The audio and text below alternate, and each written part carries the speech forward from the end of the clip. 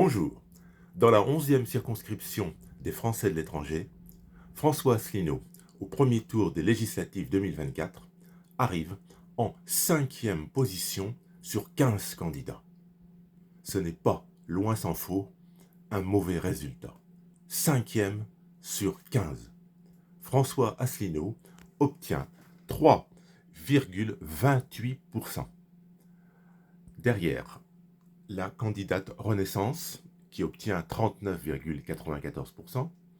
En seconde position, le candidat du Nouveau Front Populaire, 29,78%. Troisième, Pierre Brochet, du Rassemblement national, 15,30%.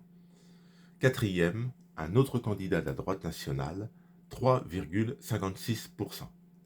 François Asselineau, avec 3,28%, a vaillamment défendu l'idée du Frexit. Bien sûr, il y a une déception de ne pas voir François Asselineau au second tour. Mais, avec des moyens financiers réduits, une couverture médiatique toujours aussi mince, François Asselineau, une fois de plus, a défendu l'idée du Frexit. 3,28%, cela n'est pas rien quand on sait qu'il y avait 15 candidats et que les médias avaient axé ce premier tour des législatives sur l'affrontement entre trois blocs, le bloc du Rassemblement national, celui du Nouveau Front populaire et les partisans d'Emmanuel Macron. Que va-t-il se passer maintenant au second tour, à l'échelon national? Bien malin qui peut le dire. Il semble qu'il y ait une probabilité non négligeable d'absence de majorité absolue. Ce qui veut dire qu'hélas, et c'est très grave, la France ne sera pas gouvernée de façon aisée. Il risque d'y avoir une vaste coalition hétéroclite qui tiendra peut-être quelques semaines, quelques mois. Bref, un avenir très incertain pour notre pays. Avec ses 3,28%, François Asselineau montre qu'il y a un socle pour défendre, comme il le fait depuis 17 ans, l'idée du Frexit.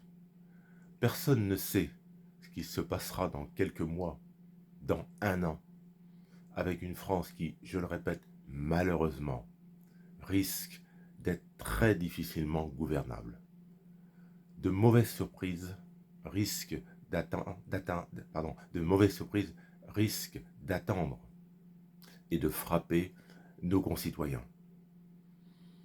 Nous avons un déficit abyssal, sans majorité absolue à l'Assemblée nationale pour diriger le pays, reprendre en main les affaires. On peut, hélas, s'inquiéter. Et l'idée du Frexit peut, dans quelques mois, dans un an, progresser, faire son chemin, parce que les Françaises et les Français peuvent, après de grosses difficultés, se dire « si nous voulons nous en sortir, il faut vraiment retrouver des marges de manœuvre. » Et le Frexit, voilà quelle peut être l'issue pour retrouver une France forte.